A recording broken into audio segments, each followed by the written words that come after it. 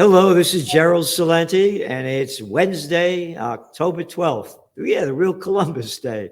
And we have with us another paisano, Judge Andrew Napolitano, to talk about what's going on in the world in terms and what's going on in the United States in terms of our constitutional rights, our Bill of Rights, and our lost Declaration of Independence. Judge, thanks so much for being with us today.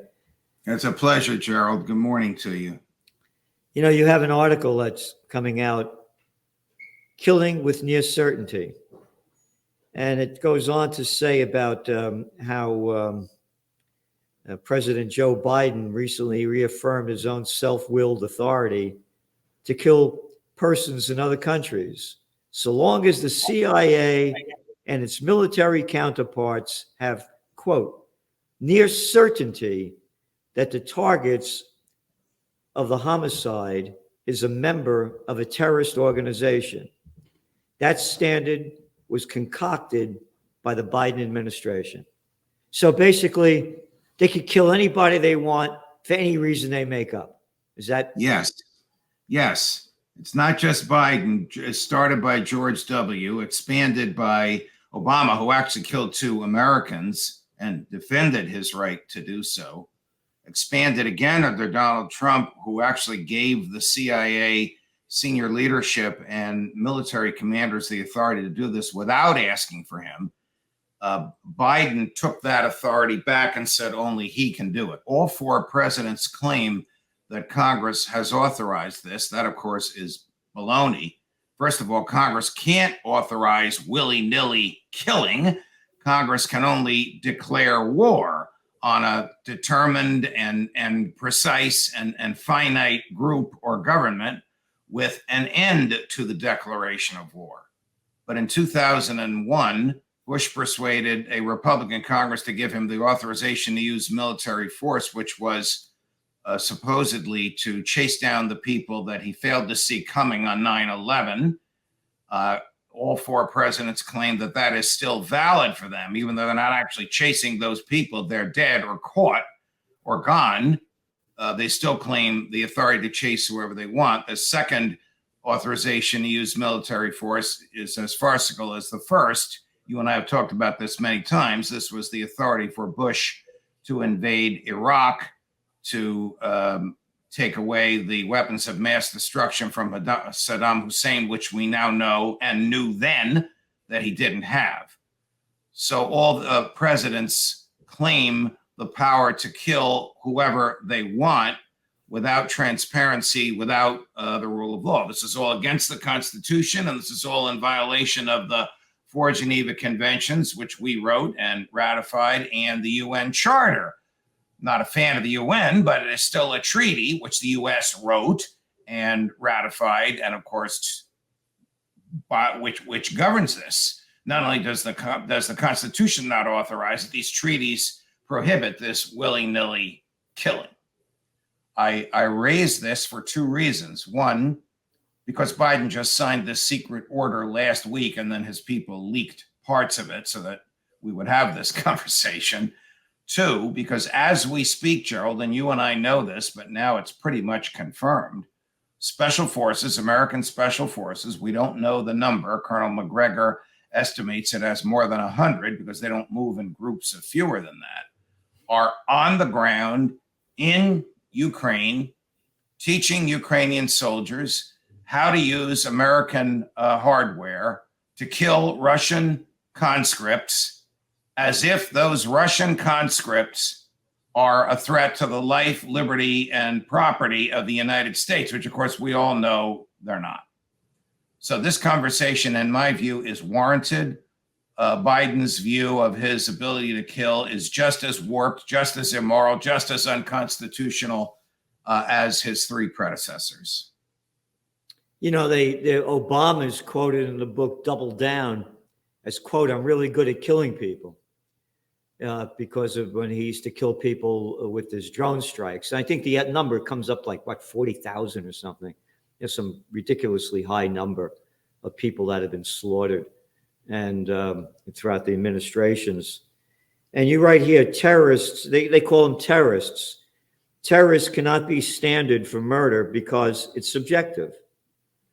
And you go on to say that to the poor folks in Libya and Syria, and to the popularly elected governments toppled by the CIA-inspired violence, to the innocents tortured at black sites around the world, the CIA is a terrorist organization.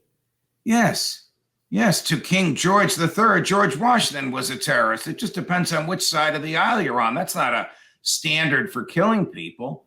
The only moral standard for killing someone is to stop them from actively killing you or others. Now, that doesn't mean a Iranian general going to lunch with an Iraqi general. That doesn't mean Anwar Awlaki and his 16-year-old kid and the kid's buddy sitting at a cafe, an outdoor cafe in Yemen. It only means somebody who's actively killing. None of these drone strikes have, as far as we know, because some of them are secret and not revealed. One thing I'll say about Obama is he did reveal these. Trump kept them secret, and Biden is keeping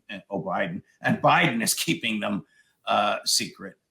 But they don't target people who are engaged in violence. They just target people that presidents want to boast that they have killed.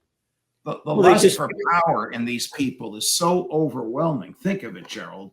The ultimate power is the power to kill. And they love using it, the presidents, particularly these four, because they know they can get away with it. You know, let's go back and look what's going on just a couple of weeks ago, last couple of weeks, that they keep bragging that they've killed these, terrorists in Somalia. You know, what are we doing in Somalia? Nothing. There's no national security interest in Somalia. It's inconceivable. No. It's inconceivable that something happening in Somalia would threaten the life, liberty, or property of anyone in the United States. We haven't declared war on Somalia, so there's no legal, constitutional, or moral basis for our being there. But all four of these presidents have kept troops there. Well, look, war is the health of the state. War allows the Dick Cheneys and the Lloyd Austins, current Secretary of Defense, formerly on the board of Raytheon, to enrich Halliburton and Raytheon and the other arms manufacturers. It keeps the military from being bored and allows these presidents to keep killing. When we do this, we don't export liberty, we export force and violence. And every once in a while, like on 9/11, it comes back to us. You know, they're killing people in Syria. The Americans are still in Syria. And of course, the part of Syria they're in is where they're stealing their oil. But again, they keep killing people over there under the name that these are terrorists. So let's turn this around. Let's suppose that Syria or Somalia came to the United States and killed people here because they said they were terrorists that threatened Somalia or Syria. Oh, that would be fine, right? I mean, anybody could come to America and kill anybody that they want because, quote, they're terrorists. Oh, that would be a sin. That would be terrible. How dare they? But America could go all over the world and kill anybody that they want under the name that they're terrorists. So what we're looking at, as I see it, this is satanic and demonic. Yes. And no one is coming out against this. Yes. Where are all of the religions? Where are the Episcopalians, the Catholics, the Baptists, the Lutherans, the Jehovah's Witnesses, the Seventh-day Adventists? Where is everybody? How come no one is coming out against the mass murder going on and the bragging of we're going to send more weapons and more weapons and more weapons and more weapons and more weapons and more weapons to kill as many people as we can so Russia is defeated in Ukraine? How come nobody's talking about peace? Very, very few people talk about peace. A gaggle of libertarians like you and me and a lot of our friends, McGregor and Ritter and Giraldi, and some progressives at the far left wing of the Democratic Party talk about peace. But for the most part, this is a bipartisan killing orgy, a bipartisan killing orgy. This is where the Republicans who claim they hate Biden stay silent because they don't want to support him, because if you say something nice about Biden and you're a Republican office holder, then Trump comes after you. But they, of course, in their hearts support all this killing. I mean, this is exactly what Lindsey Graham and his crew have been lobbying for years, killing. Graham, of course, is the one who said we should send a team to assassinate Vladimir Putin. Yeah. As if that wouldn't start World War III. Look, we are very, very, very close to World War III. Last night, when the president was interviewed by Jake Tapper on CNN, he was, though personally measured in his emotion and passion and words, forceful and reckless in his use of language to taunt and threaten Putin, as if to say, we're ready for World War III. We're not ready for World War III. Nobody in their right mind wants World War III. But Joseph R. Biden and his State Department and his Defense Department are moving inexorably in that direction. I wish that Jake had said to him, hey, Mr. President, a lot of people claim that there are special forces on the ground in Ukraine. Are they there or aren't they? Well, we have an article in the Trends Journal this week. They are there. The information's out, and they've admitted it through quote officials. So American troops are on the ground in Ukraine. And the other part of it is that I disagree with you that we're close to World War III. World War III's begun. And just as they teach us as we're little kids and little stupid morons that follow the government institutions, that World War I began when they assassinated the Archduke Ferdinand in Sarajevo. Like, what the hell is an Archduke and what's a Sarajevo, you know? You think people knew? It was all leading up to that. Oh, and World War II began when the Japanese bombed Pearl Harbor. The whole thing was leading up to it. What did the United States cut off Japan from all the oil or something? Before that, there were trade wars going on. It was leading up to it. Well, FDR manipulated the Japanese into that, knew it was coming, welcomed it, and rejoiced over it, because 2 weeks before, 80% of the American public was against getting involved in the war in Europe, and 2 weeks after, the numbers had reversed. 80% were in favor of it, and FDR knew that, and he concocted it to help out his second cousin, Winston Churchill, another bloodthirsty cretin who's been made a hero by history. See, what the presidents have done, and not just the four, FDR did it, Truman did it, Lincoln did it, and even Churchill did it, is to demonize the people you're going to kill.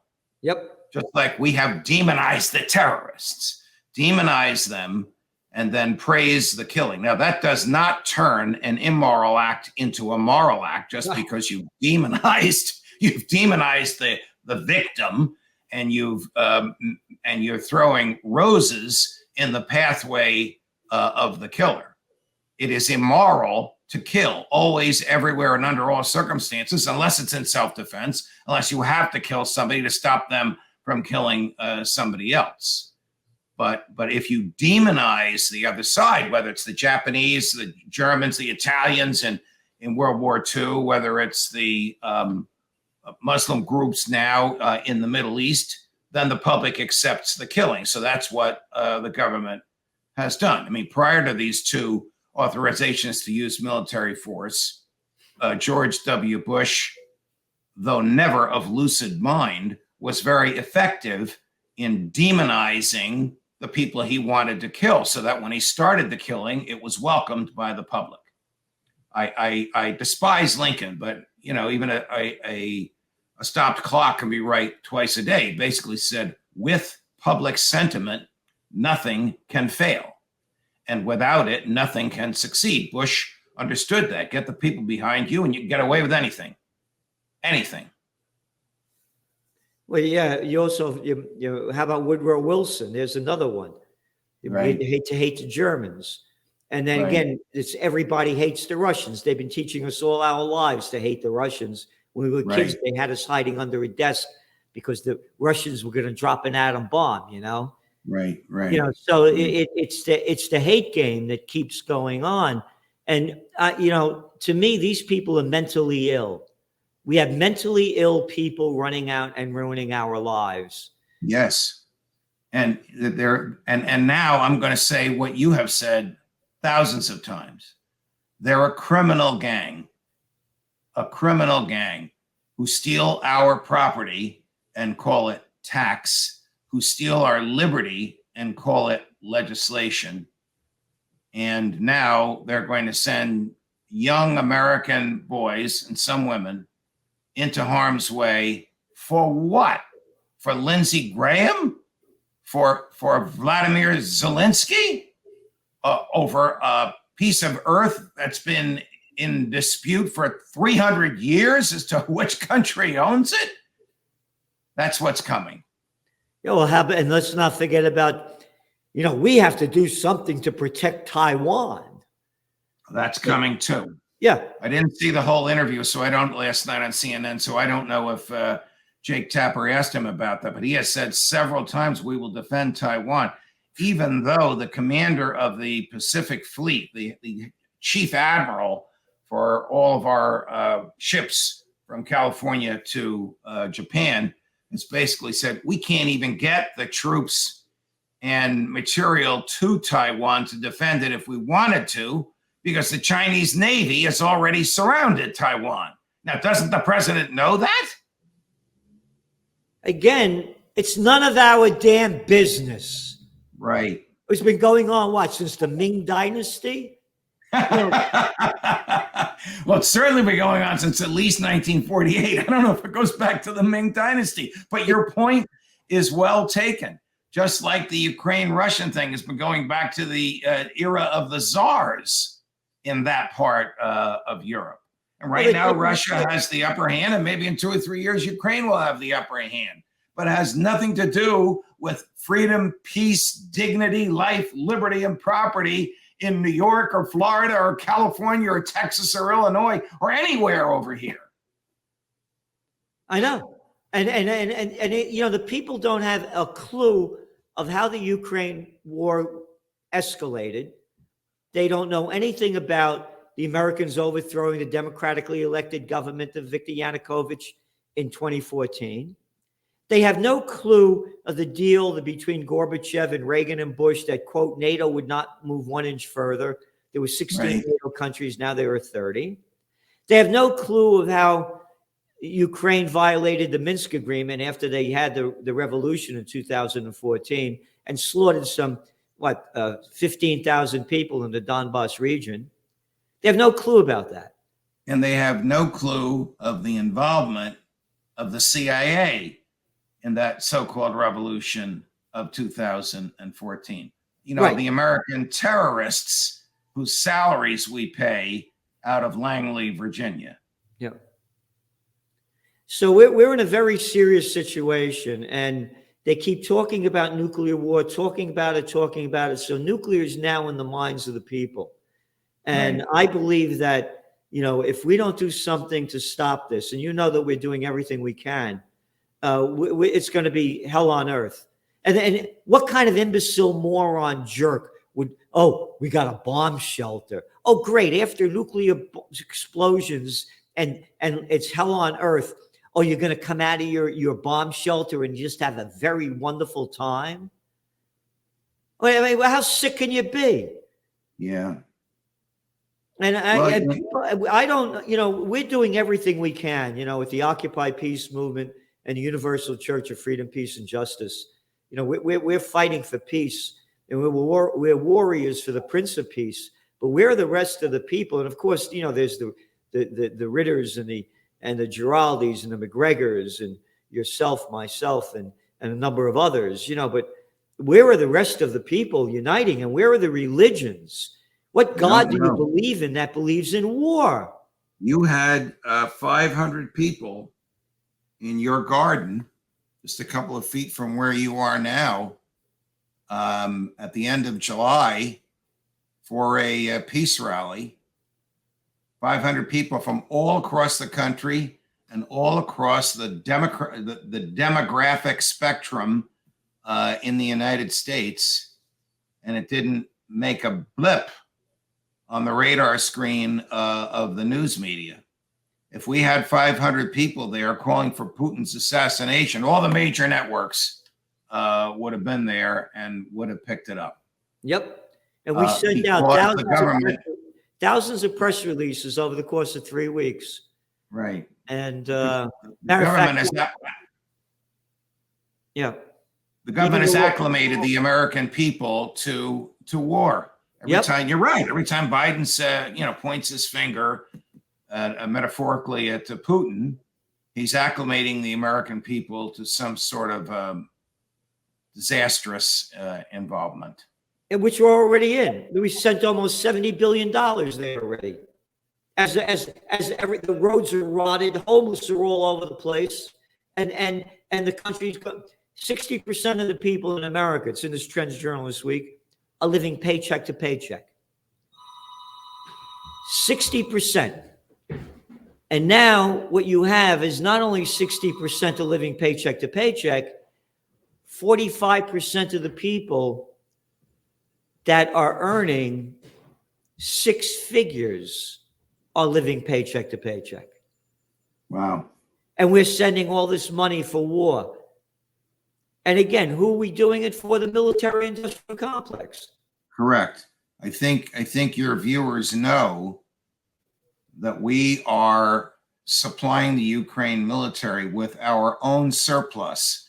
And so the surpluses have been depleted. According to McGregor, we've depleted all the surplus, and we're now supplying them with equipment that we ourselves may need. But that, of course, also triggers invoices to Raytheon and Halliburton to start making more. So a lot of the $60 billion doesn't go directly to Ukraine. It goes to the military industrial complex. Of course. Ukraine is getting stuff that's already been paid for. Where does the $60 billion come from? Borrowed. The feds don't have any money, so they borrowed it.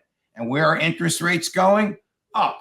So it's going to cost the grandchildren of the people listening to us now astronomical figures to pay the debt service, because the feds never retire the principal. They'll just keep paying that debt service for generations. Right now, the debt is up to $31 trillion. That goes all the way back. We mentioned him a few minutes ago to Woodrow Wilson, who borrowed $30 billion to fund World War I. The principal is still owed. It's been rolled over, so it's not owed to the same people, but it's never been retired. It's still owed. How much interest has been paid in that $30 billion? $15 billion. Only the federal government would pay the equivalent of a 50% interest rate on the money that it has borrowed for an utterly useless, totally immoral, now 100-year-old war. And it just keeps going. Again, Right. We had the midterm elections coming up and then the presidential elections in 2024. If we don't have a new third party, we're finished. This kind, and again, you don't have to worry about the grandchildren. They might not even be here because they're going to have us wiped off the earth. World War II is not ancient history. Civilization was quite high back then in the 1930s and 40s. We were in, an ancient civilization. And you look at the destruction, the death, and the murder, and the same thing's going to happen now if we don't stop this. So, anybody, have any ideas on what to do, please email us. We're doing everything we can. Thank you, Judge, for being on today, and we'll see you next week. Oh, all the best, Gerald. Thank you.